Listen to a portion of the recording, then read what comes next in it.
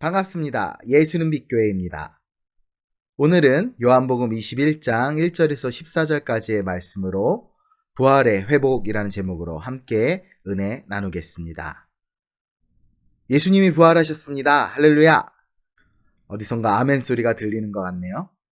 예수님의 부활, 우리에게 너무나 기쁜 날이지만 지난 주일 영상으로만 그 기쁨을 나눌 수 있었다는 게 참 아쉽고 마음이 아팠습니다.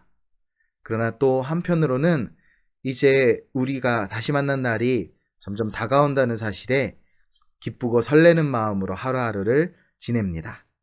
여러분도 그러시죠? 오늘 본문은 요한복음입니다. 요한복음은 독수리 복음이라 불리는 공간복음과는 다른 자료를 사용하는 좀 특별한 복음서입니다. 요한복음 20장 30절, 31절에 보면 마치 복음서가 요한복음이 책이 끝나는 것처럼 맺은 말이 나옵니다. 이 책의 기록의 목적이라고 하며 예수님을 전하기 위해 사도 요한이 쓴 이유를 기술하고 있지요. 그 말씀만 보면 마치 요한복음이 끝나는 것 같지만 21장 한 장이 더 등장합니다. 그래서 요한복음 21장은 요한복음의 별책부록이라고 표현하기도 합니다. 오늘 21장에서는 제자들을 예수님이 만나십니다. 21장에 나타나는 제자들의 모습은 어떤가요? 영적인 침체. 예수님이 부활하셨다는 사실을 알고 있지만 그들은 그 알고 있는 예수님의 부활을 온전히 믿음으로 받아들이고 그 삶에 적용하는 것이 아니라 또다시 그저 일상으로 돌아가는 모습을 보여줍니다. 그러나 예수님을 온전히 받아들이지 못한 채 영적 침체기에 있는 제자들에게 예수님은 다시 나타나십니다. 이 모습을 통해 예수님을 깨달았을 때, 그리고 예수님의 부활, 그리고 예수님이라는 우리의 하나님을 깨닫지 못했을 때의 그 삶의 모습과 태도, 그리고 영적인 흐름, 이런 것들을 오늘 본문을 통해서 우리가 발견하고 부활의 회복의 길로 나아가기 소원합니다. 함께 더 깊은 말씀으로 나아가겠습니다. 누가가 쓴 사도행전을 보면 사도행전 1장 3절에 40일 동안 제자들과 함께 하셨다는 기록이 있습니다. 그런데 그 40일 동안 예수님이 매일매일 함께 하셨던 것은 아니었던 것 같습니다. 왜냐하면 14절에 보면 예수님이 제자들에게 세 번째 나타나셨다라고 말씀하시기 때문이지요. 자, 예수님이 부활하신 후 제자들은 그 부활을 목격합니다. 그런데 그들은 부활을 목격한 후에 자신들이 무엇을 해야 할지에 대해서 명확하게 알지 못합니다. 아직 지상명령을 받지 못해서 그런 것일까요? 아니요. 명령은 이미 하나님이 태초부터 우리에게 전하신 내용입니다. 하나님을 믿고 예수님을 따르고 성령님의 인도하심을 따라 살아가는 것이죠. 그런데 제자들은 예수님의 부활을 보고도 예수님의 존재 그리고 그분을 향한 신앙을 온전히 회복하지 못한 채 고민과 어려움 속에 침체기를 겪습니다. 그래서 그들은 생업으로 돌아갑니다. 베드로를 포함한 그 형제들은 고기를 잡기 위해 갈릴리 바다로 나가지요. 문제는 여기 있습니다. 생업으로 나아갔는데 예수님을 깨닫지 못한 채 나아갔을 때 그들은 물고기 잡는 프로임에도 불구하고 한 마리의 물고기도 잡지 못했다 합니다. 그들은 예수님이 자신들에게 다시 찾아오시기를 기대하고 기다렸습니다. 예수님의 부활을 목도했기 때문에 당연하지요. 그런데 예수님이 다시 찾아오셨을 때 그들은 예수님을 알아보지 못했습니다. 이들은 예수님을 온전히 마음에 모시고 사는 것이 아니라 생각으로 예수님의 부활을 목격했고 기억할 뿐이었습니다. 자신의 마음의 보좌에 예수님이 온전히 계시지 않았다는 뜻이지요. 반대로 마음의 보좌에 예수님을 온전히 모시고 있는 사람이라면 멀리서 그분의 모습을 발견했을 때 그분을 못 알아볼 이유가 없습니다. 자신의 생각으로 예수님을 받아들이지 못하고 있는 제자들이었습니다. 이렇게 영적으로 둔해졌을 때 우리는 예수님을 알아보지 못합니다. 또한 영적으로 둔감해졌을 때는 인생의 어떤 소득이나 어떤 열매를 맺기가 힘듭니다. 때로 그런 질문들을 하는 분이 계세요. 왜 예수님을 믿지 않는 부자들이 많냐? 물질을 복으로, 은혜로 생각할 때에는 그들이 복 받은 거다, 은혜 받은 거다, 예수님을 믿지 않아도 잘 살 수 있다라고 오해할 수 있지요. 그러나 우리의 복과 은혜는 결코 물질에 있지 않습니다. 반대로 하나님을 믿고 예수님을 믿으면 분명한 우리에게 크신 은혜가, 결코 우리의 생각으로 규정할 수 없는 은혜와 생명의 축복이 있을 줄 믿습니다. 잠언 22장 4절의 말씀처럼 겸손과 여호와를 경외함의 보상은 재물과 영광과 생명이기 때문이지요. 영적 침체기에 있는 사람들은 그러나 이런 말씀들을 깨닫고 살기 힘듭니다. 아무리 물고기를 잡으려 해도 잡히지 않습니다. 계속해서 빈 그물만 올릴 뿐이지요. 우리는 지금 빈 그물을 올리고 있는 영적 침체기에 있는 것은 아닐까요? 베드로, 요한, 야고보가 예수님을 만났을 때 마치 누가복음 5장에서와 같은 일이 일어납니다. 예수님께서 그들에게 말씀하십니다. 함께 오늘 본문 5절 6절을 볼까요?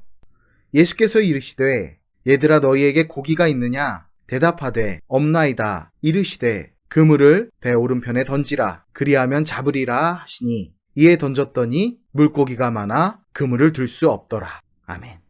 누가복음 5장 4절에서의 일이 마치 재생되는 것처럼 동일하게 많은 물고기를 이들은 잡습니다. 그 순간 베드로는 깨닫지요. 그분, 그물을 던지라고 말씀하신 이가 예수님이시라는 사실을 말입니다. 이때 베드로의 행동은 이러했습니다. 겉옷을 입고 물에 몸을 던지지요. 제가 사역하고 있는 통합집 장로교회에서는 일반적으로 세례를 베풉니다. 다른 교단인 침례교회에서는 이 세례와 동일하게 침례를 행하지요. 세례와 침례는 같은 의미로 사용됩니다. 바로 예수님을 믿고 새 사람이 되었다. 베드로가 물에 뛰어드는 장면을 보면 마치 침례를 하는 장면을 연상케 합니다. 온몸이 물에 잠기고 예수님과의 관계가 새롭게 되는 거지요. 이어서 다른 제자들은 베드로를 따라 작은 배로 옮겨 타고 그물을 갖고 육지로 다가옵니다. 육지에 다다르자 예수님께서는 숯불과 떡과 물고기를 준비해 놓으셨습니다. 떡과 물고기, 우리가 잘 알고 있는 이 떡과 물고기가 등장하는 예수님의 이적이 있지요. 바로 오병이어의 기적. 또 떡 하면 생각나는 것이 있지요. 바로 예수님께서 죽기 전날 마지막 만찬을 베푸시며 당신을 기억하라, 기념하라 하신 말씀 말입니다. 마지막으로 숯불을 통해서 우리가 떠올릴 수 있는 것이 있습니다. 바로 베드로의 예수님 부인 사건입니다. 요한복음 18장 18절에 보면 예수님을 부인하는, 3번 부인하는 베드로가 불을 쬐며 이야기를 하는 장면을 볼 수 있습니다. 당시 사용했던 헬라어 단어가 안스라키안입니다. 숯불이라는 단어입니다. 그런데 오늘 본문에 사용되는 숯불이라는 단어 역시도 안스라키안입니다. 어떤 의미를 담고 있을까요? 바로 우리가 갖고 있는 죄성, 그리고 예수님이 행하신 아름다운 은혜, 그리고 예수님을 향한 사랑의 회복을 말씀하고 계신 겁니다. 우리가 영적인 회복을 하기 위해서는 반드시 떠올려야 할 것들이 있습니다. 먼저 예수님께서 우리에게 보여주셨던 첫사랑의 기억과 그 은혜입니다. 그리고 예수님을 통해 우리가 새 사람을 입었던, 그리고 예수님을 통해 더욱더 나아갈 수 있도록 믿음을 주셨던 그 시간들. 마지막으로 우리가 예수님께 죄된 모습, 우리가 예수님을 부정하며 죄인들과 동일한 모습으로 나아갔던 우리의 연약함을 내려놓아야 합니다. 이 행위들이, 이 실천들이 일어날 때 우리의 부활의 회복, 부활 신앙의 영적 회복은 시작됩니다. 제자들이 주님 앞에 나왔을 때 그물에는 153마리의 물고기로 가득 차 있었습니다.